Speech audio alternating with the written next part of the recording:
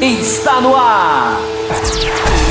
O mais tradicional podcast sobre corridas do Brasil. Os comentários e o debate sobre automobilismo de um jeito que você só ouve aqui. A partir de agora, Thiago Raposo, Diogo Gomes e Fábio Campos apresentam Café com Velocidade. Café com Velocidade. A dose certa na análise do esporte a motor. Bom, voltando para o segundo bloco dessa edição 612 do Café com Velocidade, bloco em que falaremos da lindíssima, se é que existe isso, briga entre Verstappen e Leclerc. Eu fiquei super animado com aquela briga, assim, incrível, a maneira como tudo aconteceu. Quem viu a corrida passada sabe do histórico, né, que eles carregaram depois daquela briga incrível na Áustria, com a, digamos, vitória na disputa e vitória na corrida do Verstappen. Até durante a semana o Leclerc havia comentado que se aquele estilo de manobra do Verstappen agora vai passar a ser permitida, então ele ficaria muito feliz em correr dessa maneira.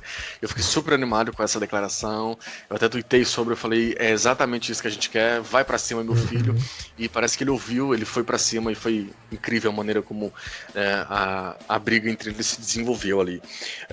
O momento da corrida em que logo após a briga das Mercedes, né, a Ferrari e Red Bull andaram bem próximas, até o Gasly, veja bem, andou ali próximo. Isso acabou favorecendo a briga entre eles, em dado momento ultrapassando, depois dando troco. A questão do safety car que nós tanto citamos lá no bloco 1, quem não ouviu, vai lá ouvir o bloco 1, ela também acabou sendo super importante nessa briga, né, porque você teve ali meio que uma inversão de posições com a péssima estratégia da Ferrari, mas enfim, no conjunto eles tiveram uma briga longa, muito bonita, muito dura, e sim, ainda bem que sem punições e sem melindres e coisas do tipo. Eu fiquei muito feliz com essa briga. Bom, eu não tô querendo adiantar a tua resposta, mas já adiantando, você é um cara que gosta muito de corrida há muito tempo, então eu tenho certeza que você amou ver aquilo ali, né? Sim. Não, sem dúvida, com certeza. Cara, é aquela história. É isso que a gente quer ver, principalmente quando isso termina sem envolver comissários, devida ou indevidamente, sabe? Quando a gente vê isso representando a briga real entre os dois pilotos, como você falou, na corrida anterior teve a mesma briga, mas com melindre, com influência do resultado dos comissários, etc, etc, etc. E agora a gente vê a mesma coisa acontecer de novo, só que limpo, na disputa, com aquele desrespeito que a gente gosta de ver nas competições esportivas, aquele desrespeito respeitoso, né, que a gente gosta de ver, e eu acho que isso posicionou esses dois pilotos nessa corrida num patamar também acima do resto. Por que eu digo isso? A gente precisa lembrar que Leclerc e Verstappen foram os dois únicos que se classificaram dentro do mesmo segundo que a Mercedes. Então eles já vinham mostrando ali, desde a qualificação, que realmente eles estavam a fim de fazer esse grande prêmio render, né? Eu acho que isso é muito legal. Isso mostra o quanto também, que foi um outro ponto que você pegou, né, Diogo, o quanto que a Red Bull tá melhorando e rendendo melhor agora no campeonato. Isso me deixa muito animado, não só pelo Max, mas também porque a gente também estava querendo ver o Gasly entregar um resultado bom, e também entregou um excelente resultado nessa corrida, né? E, obviamente, o Leclerc, que aí já está se tornando o queridinho de todos. E eu acho sinceramente que a pressão em cima do Vettel deve estar muito, muito grande dentro da Ferrari essa semana. Muito mesmo, né? Porque o Leclerc está não só conseguindo entregar muito nesse ano dele na Ferrari, como ele tá mostrando que em termos de categoria, em termos de não só de vontade, mas de capacidade para brigar ali roda com um Max Verstappen, e que se tivesse possibilidade brigaria roda também com Hamilton, também com Bottas, também com o próprio Vettel, deve estar gerando uma pressão muito grande dentro da própria equipe. Porém, eu acho que não dá pra gente ofuscar essa briga com qualquer outro acontecimento, né? Realmente foi inacreditável, e eu acho que dentro disso que você falou, Diogo, eu acho que ver isso tudo acontecer esportivamente bem feito foi outra coisa que deu um sabor todo especial para essa prova, né? Não, sem dúvidas, né? E até como eu comentei com você em off, a gente tá ali vendo. Talvez seja cedo para falar, mas a gente tá vendo meio que a criação de uma nova. De uma, entre aspas, nova rivalidade, né? O ouvinte mais atento vai sempre falar: mas esses caras aí desde Fórmula 3 que se bicam, ou esses caras aí já chegaram se bicando, ou enfim, eles são de gerações. Apesar de serem gerações iguais, a carreira deles subindo os degraus até chegarem na Fórmula 1 varia um pouco, né? O Leclerc é um pouco mais pontual, Fórmula 3, GP3, Fórmula 2, e o Max Verstappen é mais pulando etapas, mas mesmo assim dando certo, algo raro de acontecer. Mas era inevitável que eles fossem se cruzar em algum momento. E eles começam a se cruzar de fato, né, em alguns outros momentos, e principalmente o ponto-chave de tudo isso na etapa passada da Áustria, como eu citei, na briga deles, porque a gente teve ali dois caras super jovens, dois caras que, quando Hamilton, Vettel e tudo mais estiverem começando seus períodos de baixa, ou quando o Hamilton estiver começando seu período de baixa, o Vettel está numa situação especial que a gente vai comentar mais à frente, esses serão os caras que vão dominar, esses serão os caras que vão brigar lá na frente. E é muito, muito bom ter esse tipo de rivalidade, esse tipo de briga entre eles desde o início. É algo que, se você parar para pensar, a gente não teve, por exemplo, entre Hamilton e Vettel. O Hamilton e Vettel, apesar de terem alguns aninhos de diferença entre um e outro, e ainda mais porque o Hamilton já chega na Fórmula 1 brigando por título, mas a gente não teve eles. Por mais que eles fossem os caras que nós víamos como os caras que vão disputar lá na frente, eles não tiveram esse momento de cruzar um com o outro, de brigar diretamente um com o outro. O Vettel teve um pico muito alto junto com sua equipe, e aí depois quando ele cai, o Hamilton tem o pico dele super alto com a equipe dele também, e meio que ficaram coisas separadas, eles quase que não se cruzam. A rivalidade do Vettel, na realidade, foi até mais com o Alonso, ali em meados de 2012, o iniciozinho de 2013, mas eu lembro até 2012, 2011 também tem uma ultrapassagem do Alonso em cima do Vettel, do Vettel em cima do Alonso, ultrapassagem Monza lentíssima e na curva grande.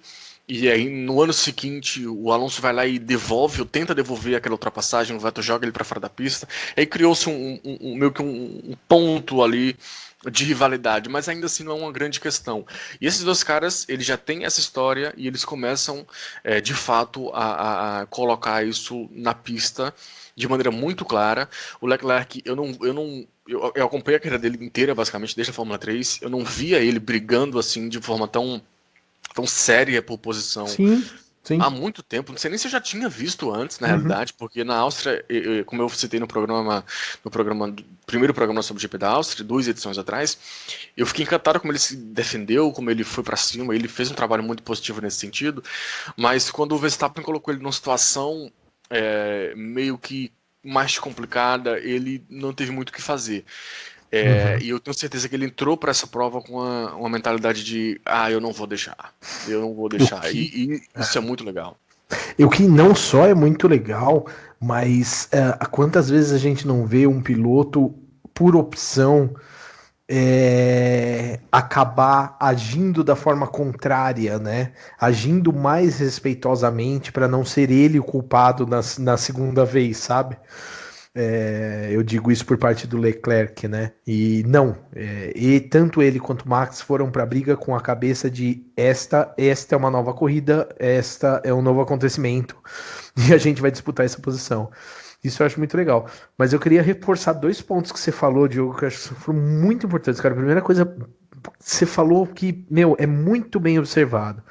Um detalhe muito interessante sobre isso é esse fato de que o Hamilton e o Vettel tiveram picos em momentos completamente diferentes na sua carreira, tiveram competidores completamente diferentes nos seus melhores momentos e acabaram se cruzando apenas agora como rivais, né? Eu acho que nesse ponto o Hamilton estava muito mais no papel do Max, que é o novato que chega arregaçando, com perdão da palavra, nos resultados, sobe muito rapidamente, apesar dele já ter chegado na categoria na McLaren, né, que já era uma equipe muito forte na época, mas muito semelhante ao Max, galgou uma posição de ok, cheguei aqui para correr com os ponteiros, logo na sua estreia, basicamente. Eu acho que isso é um ponto muito importante. E tem um outro detalhe também, Diogo, que eu acho que muita gente usa esse argumento, mas essa história deles, na verdade, vem de Fórmula 3, vem de... Cara, tem um detalhe que eu acho que todo mundo que faz essa análise, às vezes, não para perceber no resultado pós-campeonatos dessas categorias de base. Um detalhe que eu acho muito importante é quantas vezes a gente não viu grandes pilotos e grandes desses que estão aí agora disputando títulos, né? Nos últimos, 10, 15 anos.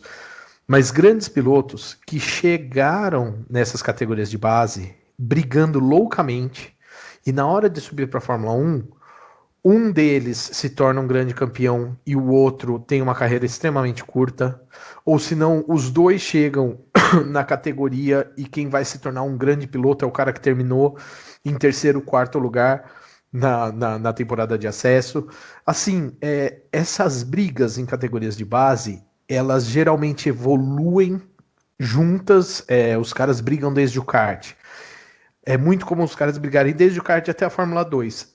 Quando chega na Fórmula 1, simplesmente eles se desencontram, até por isso mesmo, dependendo da equipe que cada um vai, dependendo dos sistemas de contrato, que a gente sabe que tem muito problema disso na Fórmula 1, primeiro piloto, segundo piloto.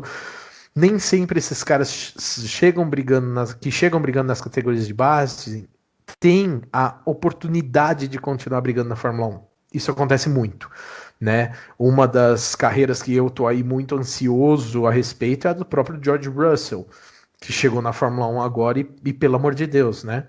Não poderia ter saído mais pela culatra o momento dele do que ter ido para Williams.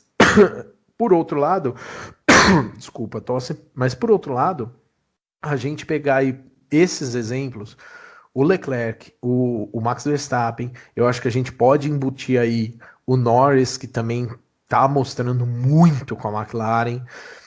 A gente pegar esses carinhas aí e não só a capacidade que eles tiveram de conseguir a sua colocação ali dentro da Fórmula 1, mas também a capacidade que eles estão mostrando de força de vontade, resiliência, cabeça boa. A gente vê outros grandes pilotos, bons pilotos, aí acho que a gente pode até incluir o próprio Albon.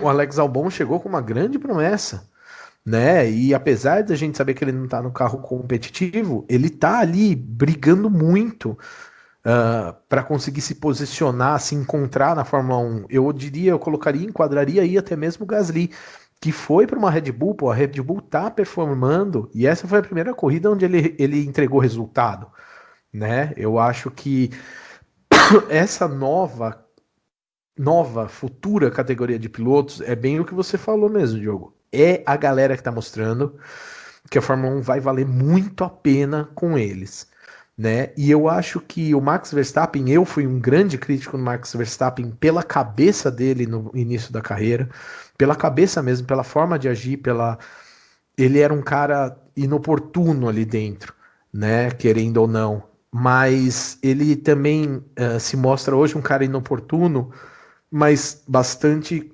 consciente de que, na verdade, o que importa não é aquela história, não é a briga fora da pista. Ele tá ali para correr. E ele tá ali para brigar dentro da pista. Fora da pista, ele já tem até vídeos na internet das categorias de base dele e do Leclerc quebrando o pau. Né? Fora da pista é outra coisa, mas dentro da pista é um cara que, apesar de ser muito reclamão, ele sabe reconhecer que uma briga numa corrida é uma briga. A briga na próxima corrida é outra. Né? Isso eu acho muito importante para um cara que está se desenvolvendo na Fórmula 1, porque evita ao mesmo tempo do cara exagerar no respeito quando ele faz uma besteira, e exagerar o respeito, no respeito raramente leva um piloto ao campeonato mundial, coisa que conforme a gente tinha falado anteriormente, que eu acho que o Bottas faz muito, exagera um pouco no respeito aos adversários, né? E ao mesmo tempo ter a cabeça boa de não se tornar um cara que não tem cabeça boa, né? De um cara que é fraco psicologicamente dentro de um carro de corrida. Né, porque a gente sabe que esses caras também podem um dia entrar numa equipe, pegar uma equipe que não está performando bem, e eles têm que ter essa mesma resiliência de, mesmo não brigando lá na frente, ter a capacidade de entregar o melhor possível lá no fundão. Né? Eu também fico muito animado e também eu adorei essa briga, e eu acho que esses caras mostram que o futuro da Fórmula 1, pelo menos até o momento, aparenta estar em mãos excelentes. Excelentes mesmo. Sem dúvidas, sem dúvidas. E eu gostei da maneira como o Leclerc respondeu a questão da última prova. Eu gostei da maneira como o Verstappen entendeu que era uma resposta. E ok, tá tudo bem, eu quero brigar assim, sabe? E é um cara que... O Verstappen, ele já tem um impacto gigantesco na Fórmula 1 como um todo, a gente sabe bem disso, teve impacto até em regras, inclusive, né, nos últimos anos, aquele famoso GP do México, com a questão de movimentação na hora da defesa e tudo mais. E o Leclerc é até um cara que eu comentei em edições anteriores do podcast, que ele foi a grande novidade positiva para mim no ano, porque ele traz uma questão nova, um fator novo para uma equipe do qual eu já não esperava muita coisa. E em um momento em que a gente passa por uma situação, que o principal, entre aspas, piloto da equipe passa por uma situação horrenda, a gente pode dizer, a gente vai até comentar mais sobre isso no terceiro bloco, fica um tanto quanto claro como o impacto que ele está tendo na Ferrari já é muito determinante, o impacto que o Verstappen tem na Red Bull já é imenso, não de hoje, há muito tempo, e como esses caras criam essa rivalidade entre eles. Então, assim, eu só vejo coisas boas vindo dessa briga. Eu fiquei muito feliz com a maneira como aconteceu e com a maneira como eles se portaram, até ter um momento ali de uma briga um pouco mais dura que eu adorei, que é quando na última curva desse novo, não sei se dá para chamar de novo layout de Silverstone, porque já está sendo usado há muito tempo, mas ele quase, o Leclerc, ele meio que fica preso, e aí ele, entre aspas, joga o Verstappen para fora da pista, e o Verstappen fica lá fora, mas aí dá um borde do Leclerc, deu para ver que a parte de baixo do carro dele ficou um pouco em cima da zebra, que era uma zebra um pouquinho mais alta, por isso que ele acabou forçando, mas assim, não vi. O que eu vi de reclamação de um lado ou do outro foi mais aquela questão de ele se moveu muito tarde. Inclusive foi o Verstappen que fez essa reclamação. Veja você que ironia.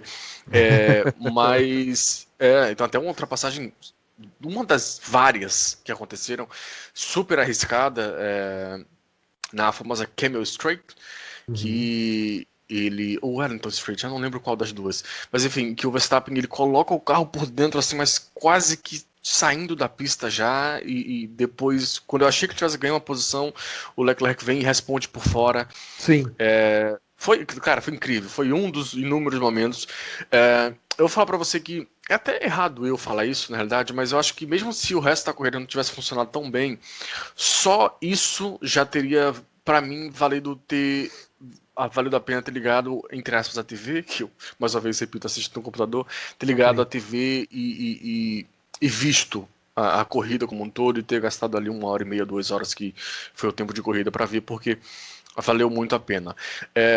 O mais legal, além de futuro e tudo mais, é que a gente ainda tem todo o resto de temporada, e que eu realmente acredito que Ferrari e Red Bull vão continuar emboladas, pelo menos nas próximas corridas. Então, as chances de a gente continuar vendo esses dois caras brigando nesse sentido é muito interessante, porque realmente pode acontecer. Eu diria até que deve acontecer. Porque eles vão a menos que a Ferrari ache alguma coisa, ou que a Red Bull ache alguma coisa, eles vão estar brigando pela mesma condição ali, pela mesma posição. O Verstappen não abre mão de briga, ele gosta de brigar, que é incrível, e é muito bom pra gente isso. E o Leclerc, ele saiu meio que da posição de moço mais comportado e entrou na briga. E é muito legal de ver ele nessa quase que nova vertente, eu diria, porque ele é um dos caras que passou tão bem pelas categorias de base, em parte pela qualidade dele, claro, e em parte pela estrutura muito boa que ele sempre teve, até por ter um aporte financeiro gigantesco desde sempre, que às vezes ele, é como foi no título dele na Fórmula 2. Ele ganhou tão fácil que você, às vezes, quase que torcia pra alguém dar um esbarrão nele pra ver o que ele fazia, sabe? Meio que meio que o Vettel. Meio que o Vettel na Red Bull. Às vezes você quase que torcia pra alguém dar um esbarrão. Tipo assim, vai lá e dá um porrão no carro dele pra ver como ele reage. E o Verstappen deu o porrão de uma maneira ou de outra, e ele reagiu de uma maneira muito interessante em termos de briga, em termos de, enfim, ir pra frente. E eu gostei bastante nesse sentido. Sim. Um detalhe que eu achei interessante que você falou, Diogo, sobre este momento da prova, que se tivesse acontecido só isso e desligado a TV, você estaria feliz. É uma coisa muito engraçada. Raramente a gente lembra de uma corrida inteira, né? Com raríssimas exceções aí dos cabeças de enciclopédia, que a gente conhece alguns que dá para contar no dedo aí, inclusive no café, mas em geral a gente não lembra de uma corrida completa, inteira, de cabo a rabo. Mas são aqueles momentos, isso que você falou, esse momento da corrida da briga deles, mais ou menos como, sei lá, vou dar um outro exemplo aqui, Massa e Kubica no Japão em 2012. São aqueles momentos que você fala, cara, eu vou ter isso registrado na minha memória para sempre. E é isso que acaba ficando na sua memória e montando peça por peça o amor que a gente tem ao automobilismo, né? Então eu acho que sim, esses momentos são muito importantes. Eu acho que é óbvio que toda vez que você quer sentar para perder, vamos dizer assim, um termo meio pejorativo, mas propositalmente, perder 2 horas da sua vida assistindo, do domingo principalmente, assistindo um GP de Fórmula 1, você quer que essas 2 horas sejam excepcionais. É óbvio que a gente ter uma corrida excepcional é sempre o que a gente espera ver. Mas são esses momentos, são essas jogadas, são essas coisas que ficam registradas na nossa cabeça. Mesmo aquela briga de Hamilton e Bottas no começo da corrida não ficaria registrada na nossa cabeça para sempre, sabe? Mas essa disputa entre Verstappen e Leclerc, no dia que eles estiverem lá na frente disputando o campeonato, a gente vai parar e falar, mas também, você lembra que isso aí começou lá no GP da Áustria e depois no GP da Inglaterra eles tiveram aquela briga sensacional, né? Isso é que monta a história da Fórmula 1 na nossa cabeça, né? Então eu concordo com você, eu acho que essa briga, esse tipo de acontecimento, são aqueles acontecimentos que vão fazer a gente lembrar desse GP no futuro, né? Não apenas como uma boa corrida, mas como um GP que talvez tenha marcado, tenha sido um segundo passo de uma grande briga entre 2 campeões mundiais, né? A gente vai montando essa historinha na nossa cabeça. E lembrando também, Diogo, que você falou em relação, a gente tá falando aqui em relação a eles dois, mas lembrando também que nessa briga, no início da corrida, a gente teve ali junto Renault e McLaren, né? Você falou do legal que agora a Ferrari e a Red Bull estão andando mais ou menos embolados e devem continuar assim. Eu incluo aí o fator que eu, ao longo do ano, tenho mania de ir torcendo pouco a pouco. Primeiro eu torço para o pessoal chegar mais perto da Mercedes. Depois, se isso não rolar, eu torço para que Ferrari e Red Bull briguem. E neste exato momento, meu próximo passo é torcer para que McLaren e Renault consigam melhorar um pouquinho, para pelo menos na primeira metade da corrida mostrar uma briga ali também e já embolar mais 4 carros nessa disputa.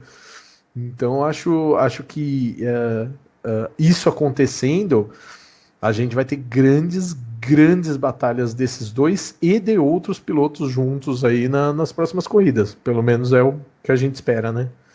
Sem dúvidas, sem dúvidas. Passando aqui no meio dos ouvintes, o Jailson Fernandes destacou também essa briga, falou que foi uma bela disputa, de fato foi, Jailson. E ele fala que é uma pena apenas que a Ferrari tenha complicado essa disputa com o erro na estratégia do Leclerc. De fato foi um erro grotesco da parte da Ferrari, né? Eu até assistindo a corrida, quando o Hamilton entra, né, que nós comentamos isso na questão lá no primeiro bloco, quando tem o safety car que o Hamilton entra, tem até a torcida chega a comemorar, e aí eu fiquei olhando assim, pensando, tá, porque acho que foi o Vettel, se não me engano, acho que era o Vettel, por que o Vettel não entrou? Por que o Vettel não entrou? Por que o Vettel não entrou? E aí corta a imagem, tá lá o Vettel no box, falei, beleza, o Vettel entrou. Aí eu parei um segundo e falei, e por que o Leclerc não entrou? Por que o Leclerc não entrou? Aí fui repetindo na cabeça assim, e fiquei esperando vir a imagem, e não vinha a imagem. E aí eu falei, ih, o Leclerc não entrou. E de fato não entrou. E aí quando eu meio que já tinha perdido a esperança que ele fosse parar, aí na volta seguinte ele para. E aí ele cai 3 posições, e mais um reflexo dessa personalidade, dessa novidade que eu citei que trouxe tudo isso, a Fórmula 1, a temporada da Fórmula 1 como eu trouxe em conhecimento do que eu vi, do que eu conhecia e do que eu estou conhecendo de novo do Leclerc, que foi a reação dele no rádio, né? Ele pergunta para a equipe como é que a gente, até com um termo meio pejorativo, como é que a gente perdeu 3 posições. Quase não, de fato, brigando, questionando, claro, mas quase que brigando com a equipe. Como é que a gente perde 3 posições desse jeito? E o engenheiro, sem ter muito o que falar, porque realmente não tinha muito o que falar, apenas pede para ele focar, e que ainda faltam mais de 20 voltas para acabar a corrida, que realmente é o que faltava no momento, mas pô, essa briga maldita para conseguir uma posição, e vocês me perdem 3 posições, uma delas pro Vettel, inclusive, uma pro Gasly e uma pro Verstappen. Então, bem observado por parte do Jailson essa questão. A Laura Andrade, mais uma vez escrevendo para a gente, obrigado, Laura, por escrever mais uma vez. Ela destaca o ímpeto do Max Verstappen, que mais uma vez nos deu um show, assim como as defesas do Leclerc. O Leclerc, eu já até comentei nessa edição e vou repetir, o Leclerc ele está se especializando em defender posição. É um negócio que a gente não vê tão claro, principalmente de pilotos jovens. E eu cada vez observo mais as defesas de posição dele, e é uma coisa bonita, é uma coisa ao estilo ou ao padrão, isso vai ser positivo para alguns e negativo para outros, ao estilo Fernando Alonso. Fernando Alonso é um cara que todo mundo sempre falou, ultrapassa bem, mas a maneira como o Alonso defendia a posição na Fórmula 1, né, que ele ainda está correndo em outras categorias, era uma coisa absolutamente brilhante. Com muita inteligência, né? Não, sem dúvidas. Ainda sobre essa questão da estratégia, só para citar, o Bruno Rechenchowski, tem que citar o nome dele devagarzinho para não errar, ele traz uma série de questões sobre o GP, um e-mail bem grande. Eu vou responder seu e-mail até em off, Bruno, para responder todas essas questões, que não vai dar para responder todas aqui no programa, mas ele cita a questão do Max Verstappen e nos questiona se sem o erro da Ferrari, o Charles poderia hoje, sem os erros, melhor dizendo, né, que ele cita que foi mais um erro da Ferrari, e sem os erros, esse e outros que aconteceram em outras corridas, se o Leclerc poderia hoje ser terceiro colocado no campeonato no lugar do Max. Eles estão bem próximos da classificação, né? Eu acho que quando você começa a olhar, principalmente lá para o Bahrein, quando ele tinha uma vitória na mão e aquela vitória era dele, até o problema no carro, eu creio que sim. Mas eu acho que o geral é que eles estão bem parelhos, e essa que é o ponto positivo nesse sentido. Mas, enfim, você tem algo a adicionar mais sobre essa briga? A única coisa que eu adicionaria, Diego, é que, assim, pegando aí um pouquinho do e-mail da Laura, eu acho que sim, a gente tem que observar bem nesses novos pilotos a categoria, né? Aquele negócio que a gente viu em pilotos como o Daniel Ricciardo, por exemplo. E a categoria é uma coisa, ou Alonso até, que você comentou, a categoria é uma coisa que a gente sempre observa ela, é que nem no futebol, você sempre vai observar se o time tá bem na hora do gol. Né? Mas o cara que entende um pouco mais do assunto, ele vai também observar se o meio de campo e a defesa estão fazendo o trabalho dele. Eu acho que no automobilismo é muito fácil a gente ver o cara que, como o Campos fala que do próprio Ricardo, que é o ultrapassador. Mas se a gente observar o cara que aguenta a pressão, o cara que na largada não comete erros e consegue se encaixar e se manter a salvo no meio dos outros carros, o cara que é capaz de defender uma posição, eu acho que esses pontos também são extremamente importantes quando a gente vai calcular aí a qualidade de um piloto que tem que estar numa equipe grande, né? Então, assim, eu acho que é muito bem observado, legal essa observação que a colega ouvinte enviou, mas eu acho que é muito importante a gente observar que esses caras, eles vão aprendendo, vão pegando jeito e vão errando menos. Eu acho que a gente pode encaixar nesse detalhe também o próprio Alex Albon. A quantidade de erros que ele cometia no início do campeonato foi absurda. Era difícil você não fazer uma piadinha por fim de semana para falar desse cara, né? Mas olha como ele está se encaixando, se encontrando com o carro, se encontrando com a categoria e começando a mostrar um pouco mais a que ele veio, né? Então acho que eu só queria destacar que realmente esses pontos de categoria são muito importantes da gente observar nesses novos pilotos, né? Sem dúvidas, perfeito. Bom, isto posto, a gente encerra aqui o nosso segundo bloco. Nós ainda teremos o terceiro bloco para falar sobre o Vettel, o acidente do Vettel, melhor dizendo, e algumas outras considerações do final de semana, como a Haas, a Renault, a McLaren, entre outras questões. Então, fiquem com a gente também para o terceiro bloco.